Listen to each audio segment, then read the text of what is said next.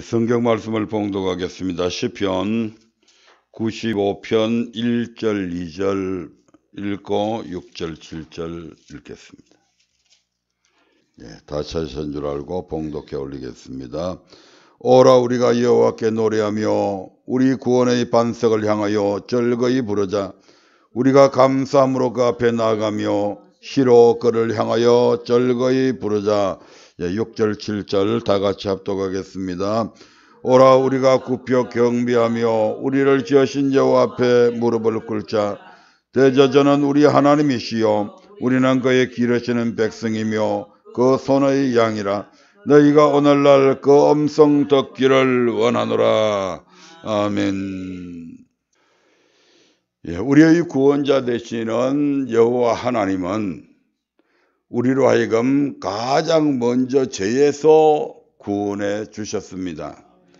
왜냐하면 이 죄라고 하는 것이 모든 관계, 하나님과 사람의 관계, 사람과 사람의 관계, 사람과 자연의 관계를 다 파괴시켜버리고 단절시키고 있기 때문에 모든 문제를 야기시킨 근본적인 원인이 바로 이 죄다 이 말입니다.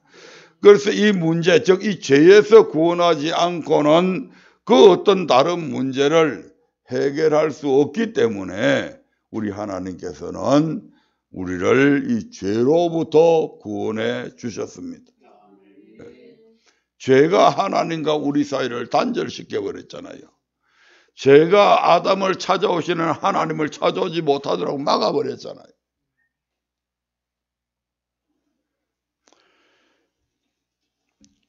그리고 그것은 오직 죄의 문제를 해결할 수 있는 것은 오직 우리 하나님의 은혜가 없이는 불가능했습니다.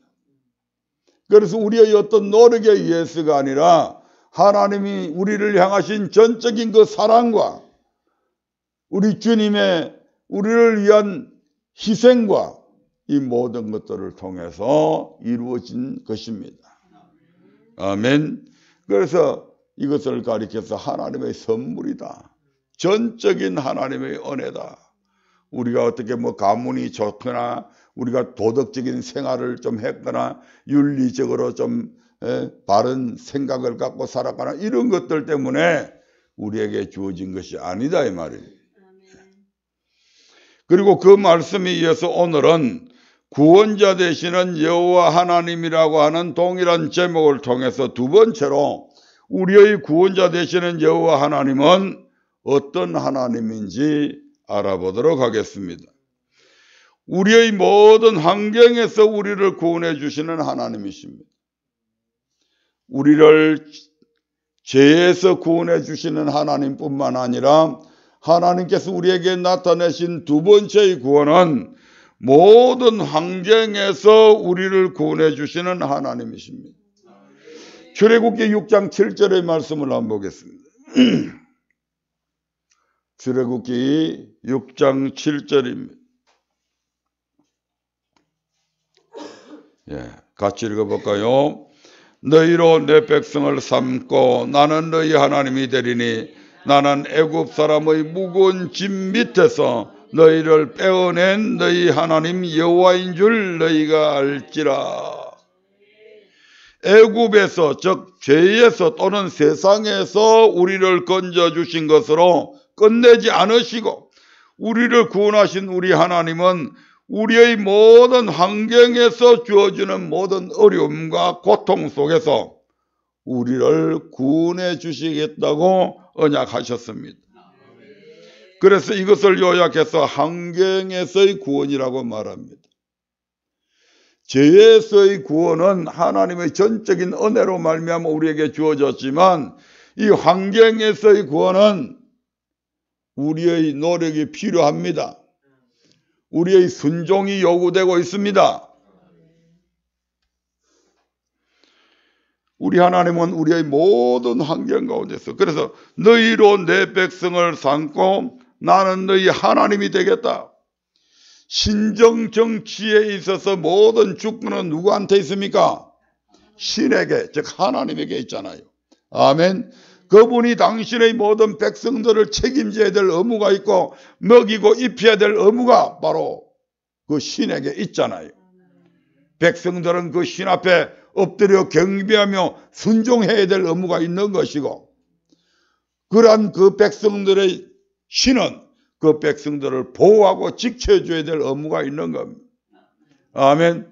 그럼 과연 우리 하나님에게는 그런 능력이 있나? 우리 하나님께서 이렇게 말씀하시잖아요. 나는 애굽 사람의 무거운 짐 밑에서 너희를 빼어낸 너희 하나님이 여호와다. 무슨 말입니까? 누가 과연 그 당시의 세계에 있어서 노예 백성 이스라엘을 애굽으로부터 건져 구원해낼 수 있는 그런 나라, 그런 왕이 어디에 있었다 이 말입니까? 이 온 지구 전체를 통틀어서 애굽이라고 하는 나라에서 이스라엘 백성들을, 자기 백성들을 건져 구원해 줄 수 있는 능력을 가진 사람은 단 한 사람도, 단 한 나라도 없었습니다. 아멘. 그때에 우리 하나님께서 이 애굽 사람의 무거운 짐 밑에서 당당하게 바로의 무릎을 꿇리면서 항복을 받아내잖아요. 10가지 재앙을 통해서 애굽 전역에 엄청난 재앙을 내리심을 통해서 결국 마지막 재앙, 자기 자녀들이 다, 장남이 다 죽는 그 재앙을 통해서 결국 바로가 항복을 하고 이스라엘 백성들을 해방시켜 주잖아요. 그렇게 하신 분이 누구라고요? 여호와 하나님이시다. 그러므로 내가 이런 능력을 갖고 있는 나이기 때문에 너희로 내 백성을 삼고 이런 내가 너희 하나님이 되어주겠다. 이 말은 뭡니까? 너희들이 모든 환경에서 너희를 구원해 주겠다고 하는 하나님의 약속이 여기에 다 포함되어 있는 겁니다. 아멘. 실질적으로 이스라엘 백성을 역사 속에서 그러했는지 한번 볼까요? 사무엘상 4장 3절의 말씀을 한번 보겠습니다. 시작. 백성이 진으로 돌아오매 이스라엘 장로들이 가로되 여호와께서 어찌하여 우리로 오늘 블레셋 사람 앞에 패하게 하셨는고 여호와의 언약궤를 실로에서 우리에게로 가져다가 우리 중에 있게 하여 그것으로 우리를 우리 원수들의 손에서 구원하게 하자 하니. 여기에서 이 구원은 죄에서 구원입니까? 지금 블레셋이라고 하는 적국으로부터 구원해 달라는 겁니까? 예, 블레셋이라고 하는 적국으로부터 우리를 구원해 달라. 이게 환경에서의 구원이다 이 말입니다. 아멘. 그러니까 죄에서 구원하는 거하고 이러한 환경에서 구원하는 거하고는 명백하게 구분이 됩니다. 예.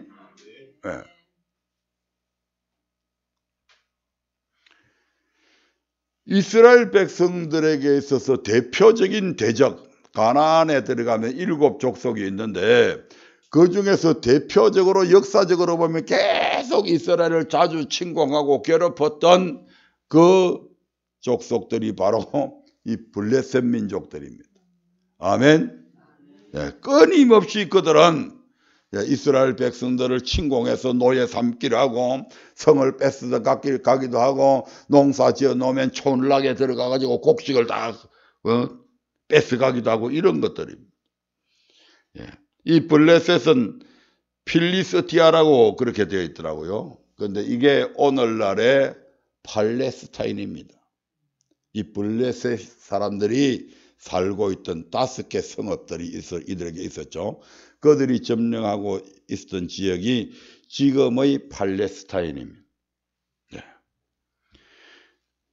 그래서 끊임없이 이 사람들이 지금 이스라엘을 침공해 왔는데, 이스라엘에서 지금 엘리 제사장이 있고 엘리 제사장에서 이제 사무엘 선지자에게로 넘어오는 막 그런 시기였죠. 네. 그래서 이제 그들이 블레셋과의 전쟁에서 져버린 거예요, 지금. 그러니까 이스라엘의 장로들이 모여가지고 어찌해서 우리 여호와 하나님께서 우리로 이 블레셋 사람들 앞에서 패하게 하셨는고? 네. 원인이 있죠. 하지만 그걸 지금 모르고, 이래가지고는 안 되겠다.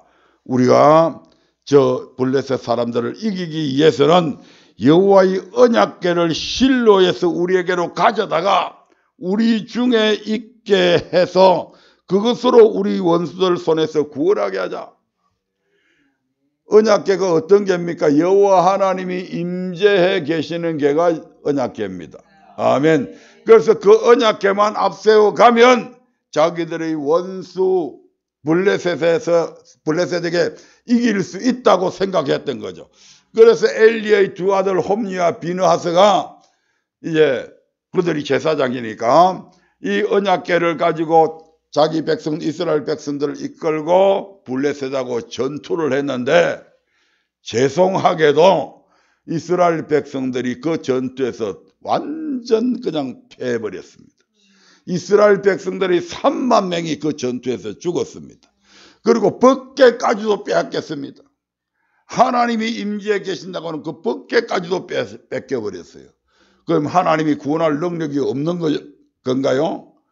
아닙니다. 우리 하나님은 아무 곳에나 막 법궤만 갖다 놓는다고 해서 우리를 도와주시는 그런 하나님 아니란 말이에요.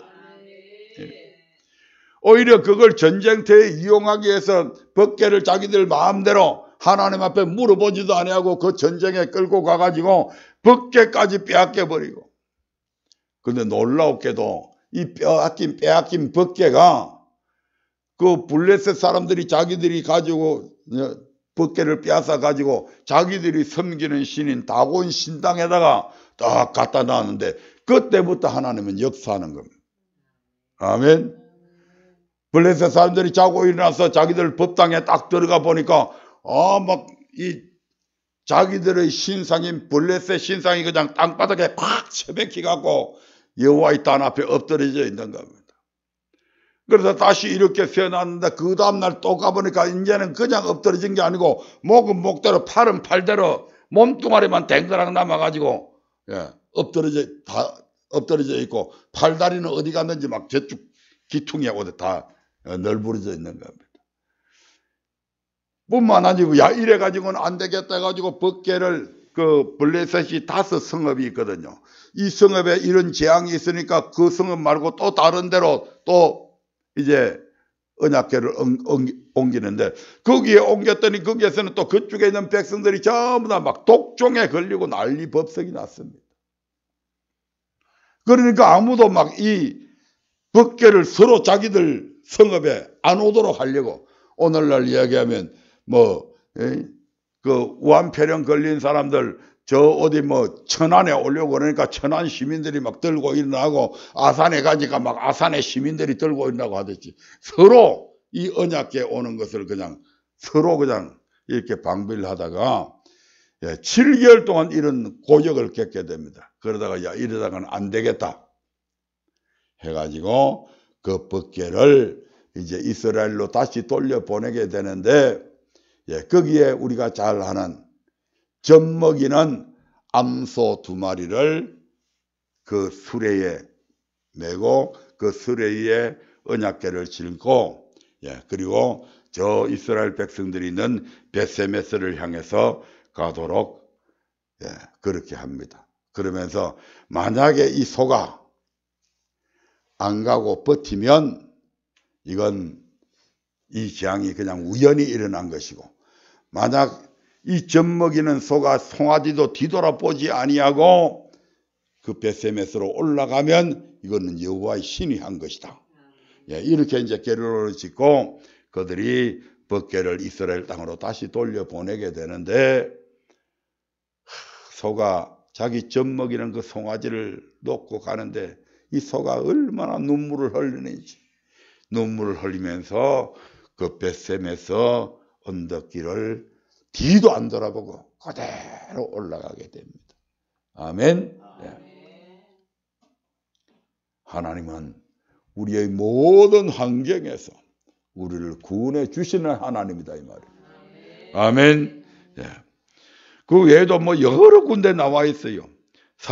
특히 사무엘상에 보면 7장 8절에서는 이스라엘 백성들이 사무엘 선지자한테 찾아와 가지고 우리를 블레셋에서 구원해 달라고 당신은 쉬지 말고 기도해 주십시오. 가고 블레셋과 전투에서 승리하기도 하고, 사무엘상 9장 16절에 가면 이스라엘 백성들이 대적에 이 블레셋에 자꾸 패하고 그러니까 이제 그들이 왕을 세우자, 이렇게 해가지고, 그래서 우리가 잘 아는 이스라엘의 초대 왕 사울이 탄생하게 됩니다.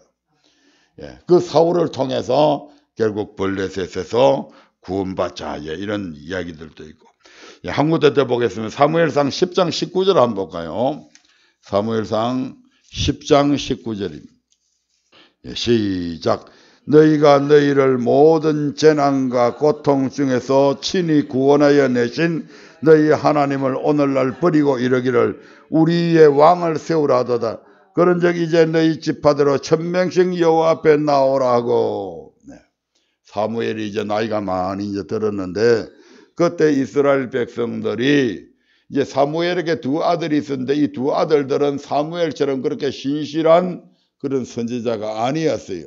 그래서 이제 이스라엘 백성들이 사무엘 선지자에게 우리도 다른 나라처럼 왕을 세우게 해달라 해가지고 이제 왕을 세우게 됩니다. 그때 사무엘이 섭섭한 마음이 굉장히 많았죠.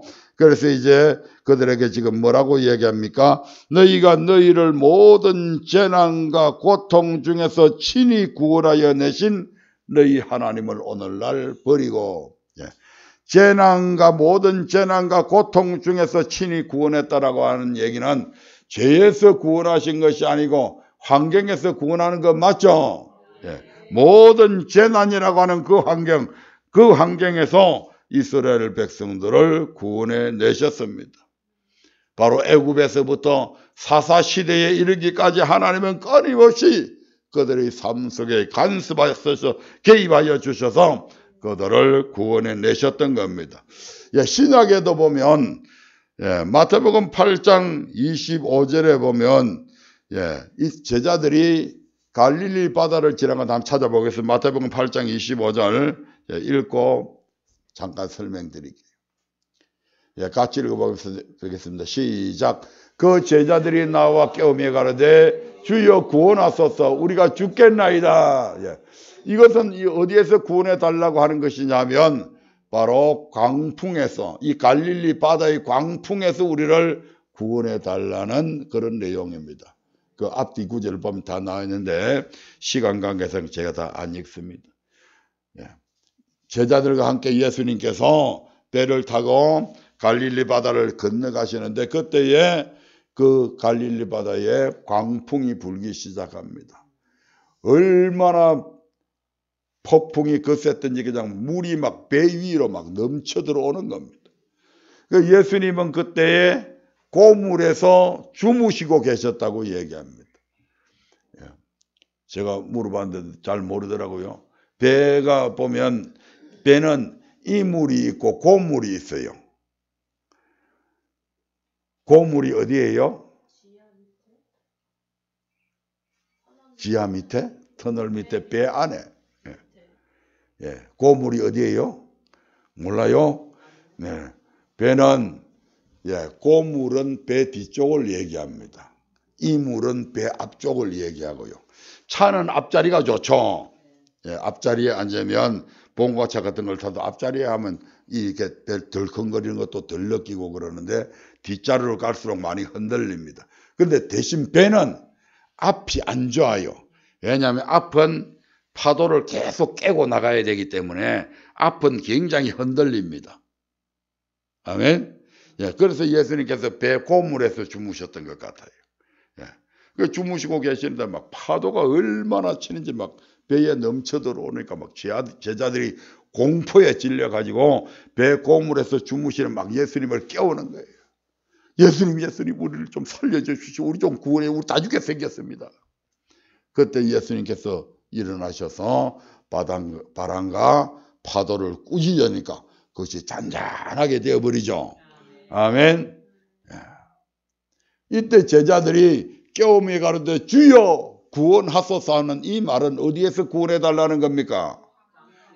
이 파도에서, 이 광풍 속에서 우리를 구원해 달라는 겁니다. 예, 따라서 이것은 환경에서의 구원을 의미하는 것이죠. 예. 뭐 그 뒤에도 보면 또 뭐 베드로가 제자들이 막 밤새도록 노를 젓고 가는데 예수님은 거기에 계시지 않았는데 갑자기 바다 위에서 누가 걸어오는 겁니다. 유령인 줄 알고 고스트인 줄 알고 그들이 막 겁에 질려 있으니까 예수님께서 나니까 두려워하지 말라. 그러니까 베드로가 또 용감스럽게 예수님이거든 나를 물 위로 걸어오라 하소서. 그래서 그래 걸어와. 그러니까 베드로가 또 그 바다에 뛰어내립니다. 근데 놀라웠게도 베드로가 몸이 빠지지 아니하고 그대로 예수님께로 걸어가는 이런 놀라운 기적을 베드로는 맛보게 되는 거죠. 예, 그러다가 다시 빠져들어가죠. 왜 중간에 가다가 이게 가만히 생각하면 내가 내 정신이 아니네 이게. 지정신 갖고 있어서 못 들어가지. 이거 내 정신이 아니네 이게. 내가 지금 어디에 서 있는 거야. 아이고 무서워. 이렇게 의심하는 순간 베드로의 물이 막 물속으로 빠져들어가니까 주여 나를 구원해 주십시오 라고 하니까 예수님께서 구원해 주시는데 이것도 물에 빠진 나를 구원해 달라는 거잖아요. 아멘. 예, 그 외에도 마가복음 5장 25절부터 28절까지의 말씀을 한번 보겠습니다. 마가복음 5장 25절부터 28절까지입니다. 한번 읽어볼까요? 시작. 12해를 헬루증으로 앓는 한 여자가 있어 많은 의원에게 많은 괴로움을 받았고 있던 것도 다 흡의하였으되 아무 효험이 없고 도리어 더 중하여졌던 차에 예수의 소문을 듣고 무리 가운데 섞여 뒤로 와서 그의 옷에 손을 대니 이는 내가 그의 옷에만 손을 대어도 구원을 얻으리라 하밀러라. 이에 그의 헬루 근원이 곧 마름에 병이 나은 줄을 몸에 깨달으니라. 예수께서 그 능력이 자기에서 나간 줄을 곧 스스로 아시고 무리 가운데서 돌이켜 말씀하시되 누가 내 옷에 손을 대었느냐 하시니 12년 동안 헬루증을 앓았답니다. 헬루증은 뭐 여자들 병이래요. 그래서 이 피가 출혈이 막 여자들한테서 나는 그런 병인데 그 여자들이 한 달에 한 번씩 그 피를 흘리는 그 피하고는 다르게 계속해서 이런 피들이 이제 나기 때문에 피가 나니까 사람이 헬스케지고 완전히 그 뭐 병자잖아요.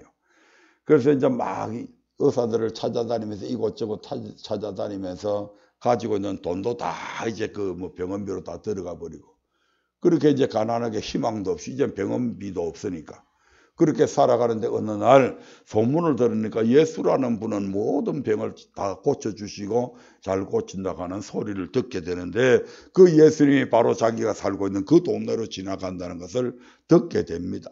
그래서 이 여인네가 그 힘없는 몸을 이끌고 가니까 벌써 사람들이 예수님을 둘러싸고 빽빽하게 있는데 그 예수님께로 일단 가서 그 예수님의 옷자락을 만지면 내 병이 낫겠구나 하는 그런 믿음이 있었어요. 예, 그래서 어찌됐든지 간에 얼마나 힘들었겠어요. 사람들이 막 움직여갖고 이렇게 빽빽하게 서로 막 예수님한테 병고침 받으려고 막 그러고 있는데 그 사이를 이 힘없는 여자가 비집고 들어갑니다. 결국 들어가서 겨우겨우해서 예수님의 옷자락을 만지게 되죠. 예. 왜? 그 옷자락만 만지면 내가 구원을 얻으리라 하는 그런 믿음이 있었다 이 말입니다. 이 구원은 무슨 구원입니까? 헬루병에서 나를 이 질병에서 이 지긋지긋한 이 헬루병에서 나 고침받아야 되겠다. 여기에서 구원받아야 되겠다라고 하는 거잖아요. 아멘. 그래서 이것도 환경에서의 구원입니다. 아멘. 예. 그리고 34절에서 예수님께서 뭐라고 합니까? 따라 내 믿음이 너를 구원하였으니 평안히 가라. 내 병에서 놓여 건강할지어다. 내 믿음이 너를 구원했다. 우리의 질병에 있어서의 대부분의 모든 그 치료의 효과는 바로 믿음에 의해서 본인의 믿음에 의해서 치료됩니다. 아멘. 이건 굉장히 중요한 겁니다. 사람들은 흔히 자기들이 고치지 못하는 병을 무슨 병이라고 그래요? 예, 불치병이라고 해요. 치료할 수 없는 병이다. 그건 지 능력으로 치료할 수 없는 병이지. 우리 하나님께는 불치병 있다 없다? 없습니다. 그래서 우리가 믿음이 있으면 어떤 질병에서도 우리가 고침받을 수 있습니다. 여기 말고라도 예수님께서 변화산에 올라갔다가 내려왔을 때 제자들이 병 못 고쳤을 때에 예수님께서 고쳐주잖아요. 그 제자들이 예수님 우리도 똑같은 예수님과 같은 방법으로 했는데 왜 우리는 못 고쳤어요? 라고 물었을 때 뭐라고 그랬어요? 예, 믿음이 없어서 그렇다고. 너희가 믿음만 있으면 이 뽕나무들을 저 바다에 던주라 해도 던줄 것이다. 예, 그래서 하여튼 여기에 나오는 이런 모든 환경들, 이 환경들에서 우리 하나님은 넉넉히 구원해 주실 수 있는 능력이 있고 실제적으로 이와 같은 구원을 이루어 주셨습니다. 아멘. 예. 출애굽기 19장 4절부터 5절의 말씀을 한번 볼까요? 어떻게 해서 이런 게 가능한가? 출애굽기 19장 4절부터 5절의 말씀을 보겠습니다. 예, 같이 읽어보겠습니다. 시작. 나의 애굽 사람에게 어떻게 행하였음가? 내가 독수리 날개로 너희를 업어 내게로 인도하였음을 너희가 보았느니라. 세계가 다 내게 속하였나니. 아멘. 예. 나는 애굽 사람, 나의 애굽 사람에게 어떻게 행하였음가? 어떻게 행했죠? 10가지 재앙을 애굽 전역에 내리셨잖아요. 아멘. 그것을 이스라엘 백성들이 다 자기들 눈으로 다 봤죠. 하나님께서 애굽에는 엄청난 재앙을 내리는데 이스라엘 백성들이 살고 있는 지역에는 전혀 그런 재앙을 안 내리잖아요.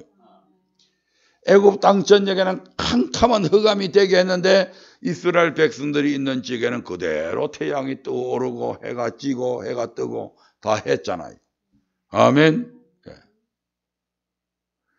이스라엘 애굽 사람들이 있는 그 땅에는 막 우박이 내려가지고 수많은 막 소떼 양떼들 또 독종이 나가지고 수많은 사람들이 고통 중에 있는데 이스라엘 백성들한테는 전혀 그런 거 없잖아요.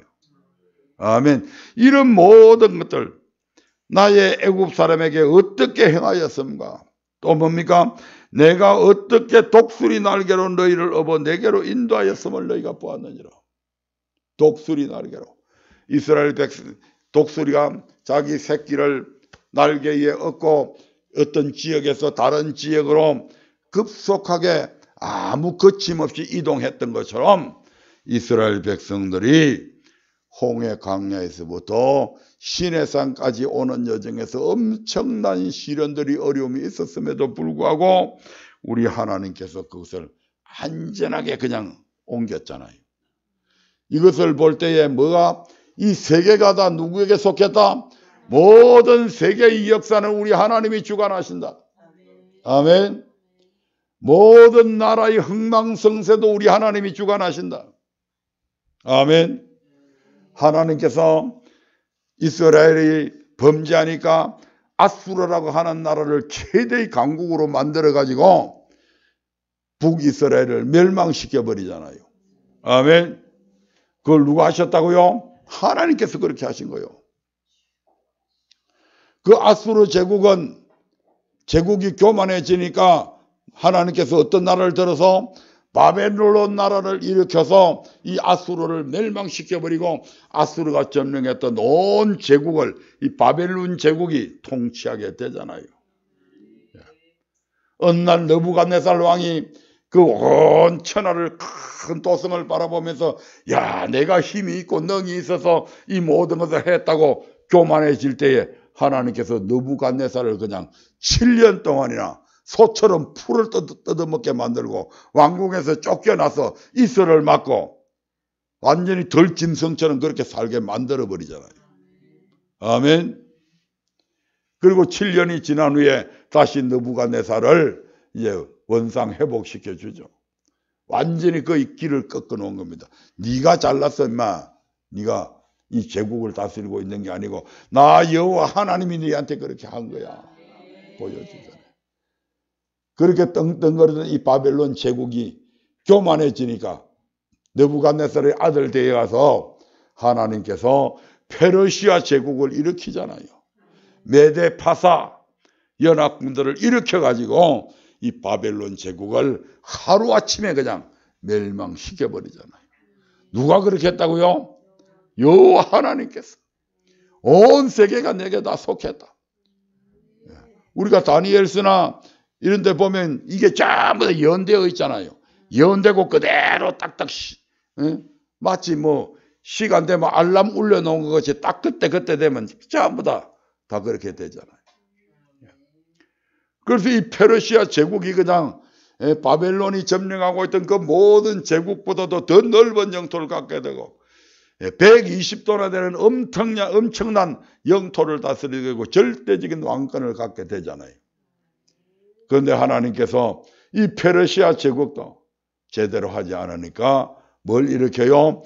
그리스라고 하는 제국을 일으켜서 알렉산더를 통해서 이 페르시아 제국을 멸망시켜버릴 것을 예언했고 그대로 성취되잖아요. 이 그리스가 알렉산더가 죽고 그 그리스가 점령하고 있던 나라가 네 나라로 갈라질 것까지도 성경은 예언하고 있잖아요. 그래서 그 네 나라 중에서 또 다른 한 나라 바로 로마라고 하는 제국을 일으켜가지고 결국 로마 제국이 전 세계를 통치하는 그런 것까지 전부 다 성경에 다 기록이 되어져 있잖아요. 세계가 누구한테 속했다? 하나님께 속했다. 그러니까 그분이 모든 환경에서 구원해 줄 수 있는 능력이 있다 없다? 있단 말이에요. 그분은. 아멘. 그래서 신명기 4장 32절부터 34절에 보면 하나님께서 이렇게 말씀하십니다. 한번 읽어보겠습니다. 신명기 4장 32절부터 34절입니다. 같이 읽어보겠습니다. 시작. 내가 있기 전 하나님이 사람을 세상에 창조하신 날부터 지금까지 지나간 날을 상고하여 보라. 하늘 이 끝에서 저 끝까지 이런 큰 일이 있었느냐? 이런 일을 들은 적이 있었느냐? 어떤 국민이 불 가운데서 말씀하시는 하나님의 음성을 너처럼 듣고 생존하였었느냐? 어떤 신이 와서 시험과 이적과 기사와 전쟁과 강한 손과 편팔과 크게 두려운 일로 한 민족을 다른 민족에게서 인도하여 낸 일이 있느냐? 이는 다 너희 하나님 여호와께서 애굽에서 너희를 위하여 너희의 목전에서 행하신 일이라. 따로 사람들이 모르게 이룬 것이 아니고 너희 목전에서 너희 두 눈이 딱 보는 앞에서 내가 이 일을 다 행했다 이 말이죠. 어떻게 해요? 하나님이 사람을 세상에 창조하신 아담 때부터 지나간 모든 세계사를 딱 너희들이 살펴봐라. 하늘 이 끝에서 저 끝까지 이런 큰 일이 있었느냐? 이런 일을 들은 적이 있었느냐? 저 어떤 일? 하나님이라고 하는 여호와라고 하는 그 하나님이 전능하신 하나님이 산에 직접 강림해가지고 불 가운데서 그 음성을 바람에 말씀을 선포했다. 이런 일 들어본 적 있냐? 이 말이죠. 그런 거 있어요? 없어. 전 세계 역사를 뒤져봐도 지금까지 그때부터 지금까지 뒤집게로 봐도 없어. 아멘.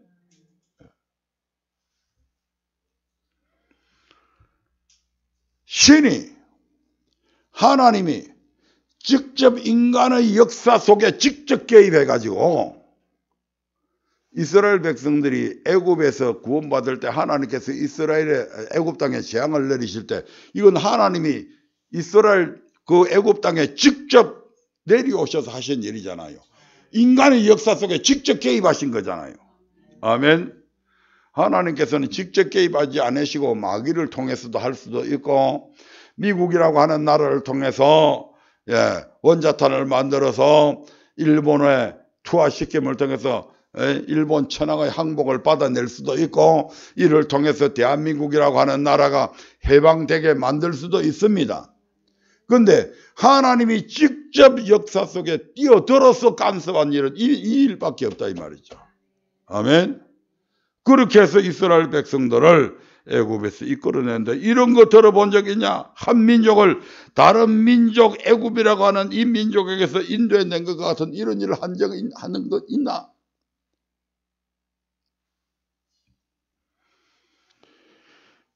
이런 것들은 바로 우리 하나님께서 너희 목전에서 내가 행했다.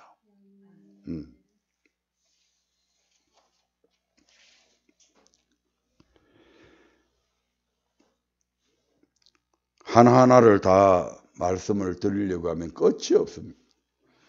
그래서 이스라엘 백성들이 홍해에서 시내산까지 가는 여정 속에서도 하나님께서 그 광야에서 물이 없는 그곳에서 썬물을 달게 만들어 주시고 치료하시고 그들을 오아시스 가운데 인도하는 그런 부유케 하시는 하나님이시고 일용할 양식을 공급하시는 하나님, 그 다음에 목말라 있을 때 바위를 깨뜨려서 생수를 공급해 주시는 하나님, 아말렉과의 전투에서 승리케 하시는 하나님, 이런 부분에 대해서는 여러분들이 다음에 아바드 리더 시스템을 통해서 더 세밀하게 교육받으시고 이 말씀에서는 생략을 하고 넘어가겠습니다.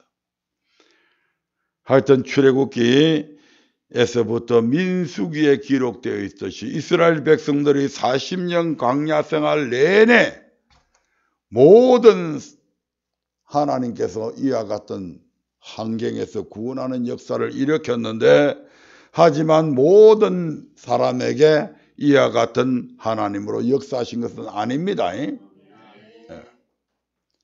다시 말해서 출애굽기 6장 6절의 언약대로 애굽에서 구원받아서 광야 생활하는 백성 중에는 이 7절의 약속, 즉 환경에서 구원받은 그런 사람도 있는 반면에 이 구원을 받지 못하고 죽은 사람들도 있다 이 말입니다. 아멘. 마찬가지로 오늘날 교회 안에도 모든 성도가 교회만 들어왔다고 해서 다 복을 받아 누리는 것이 아니라 복 받는 사람이 있는 반면에 오히려 교회 생활하면서 저주와 고통 속에서 신앙생활 하는 사람들도 있다 이 말입니다. 왜 그럴까? 왜? 우리 하나님께서 다 자기 백성들이라고 그랬는데 왜 어떤 하나님의 백성들은 잘 살고 어떤 백성들은 가난하게 사는가? 어떤 백성들은 왜 건강하게 살고 어떤 백성들은 왜 질병 속에서 고통 속에서 사는가? 어떤 백성들은 가족들이 그냥 성성장구해서 출세도 하고 공부도 잘하고 참 좋은 가문을 이루어 나가는데 왜 어떤 가정에는 맨날 풍지박산을 당하고 어려운 일이 끊임없이 일어나는가? 이러한 일들이 반드시 교회 가운데 있다 이 말입니다. 아멘. 오늘 이제 시간이 없으니까 오늘 말씀을 여기서 마무리를 지어야 되는데 원래는 다 하려고 했는데 도저히 시간이 없어서 안 될 것 같아요. 그래서 이런 6장 7절의 하나님의 언약은 여기에 이루어지는 조건들이 있다 이 말입니다. 아멘. 무조건 교회 안에만 들어와가 있다고 해서 그렇게 되는 것이 아니고 교회 안에 들어와서 하나님과 맺은 언약의 말씀을 지키느냐 지키지 않느냐에 따라서 달려 있습니다. 대부분의 경우에 그렇습니다. 그러지 않는 예인 경우에도 있습니다. 하나님께서 어떤 사람을 크게 쓰시려고 연단하시기도 하시고 또 낮추어 놓고 시험하실 때도 있고 이런 여러 가지 변수가 있지만 대부분의 경우에는 그렇다 이 말입니다. 아멘. 그래서 다음 시간에는 이러한 6장 7절의 언약이 이루어지려면 우리가 어떻게 해야 하는가, 그런 방법들, 그리고 하나님께서 왜 하나님께서 우리의 환경에서 우리를 구원하시는 이런 일을 하시는 이유는 무엇인가, 그런 부분들에 대해서 살펴보려고 합니다. 그래서 우리 하나님은 모든 환경에서 우리를 구원하실 수 있는 능력을 갖고 계신 분임에 틀림이 없다고 하는 사실을 오늘 우리가 분명히 알고 그 하나님 믿고 그 하나님 편에 서보자 이 말입니다. 그래서 맨날 구경꾼만 되지 말고 이게 이스라엘 백성들의 과거의 역사다 이렇게만 보지 마라 이 말입니다. 이 역사가 오늘 우리 시대에 나를 통해서 얼마든지 재현되어질 수 있는 그런 역사다 이 말입니다. 하나님은 그것을 우리에게 바라시는 거예요. 왜 기록해 놨는지 우리의 상식을 우리의 지식을 더하기 위해서 기록해 놓은 것이 아니고 오늘 이 시대를 살아가는 내 백성 너희들아, 오늘날 아브라함의 믿음으로 말미암아 아브라함의 후손된 너희 언약 식구들아, 너희들도 이렇게 될 수 있다 이 말입니다. 그걸 우리에게 가르치기 위해서 성경 속에 이렇게 기록을 해놨잖아요. 그래서 너희들도 나를 그냥 하나님이 그런 하나님이 계셔 있어 그런 정도만 알지 말고 이런 나를 경험해봐라 이 말입니다. 우리 하나님은 왜 이런 많은 하나님의 이적과 기적들을 왜 기록해놨어요? 왜? 우리에게 믿으라고 주신 거예요. 믿으라고. 믿고 너도 이와 같은 역사를 경험하고 내하고 좀 친하게 지내보자. 그런 뜻에서 하나님께서 다 기록해 놓으셨잖아요. 하나님은 늘 우리와 함께 하기를 원하셔요. 어떻게든지 우리가 잘 되기를 원하셔요. 어느 부모가 자식 잘못되기를 바라는 부모가 어디 있어요? 그 자식이 잘못할 때마다 얼마나 부모의 애간장이 녹아내려요.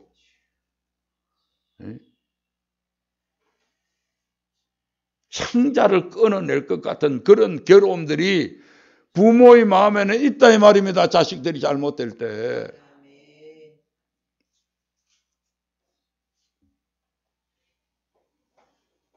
그런 하나님의 심정을 헤아려서 어떻게 하든지 우리 하나님은 언약의 하나님이 되어서 무조건 우리에게 그렇게 해줄 수는 없잖아요. 그렇게 하면 그분이 당신의 언약을 어기는 것이 되기 때문에 그래서 우리에게 그 길을 가르쳐 주시고 그리하도록 여러 방면으로 우리를 도우시려고 하는데 우리가 뿔난 염소처럼 맨날 거역하고 그렇게 해서 이사야서 1장에 보면 하나님이 얼마나 이스라엘 백성들에게 피통 터지는 얘기를 합니까? 도대체 이놈들아 얼마나 매를 더 맞아야 너희들이 정신을 차리고 내한테 돌아올래?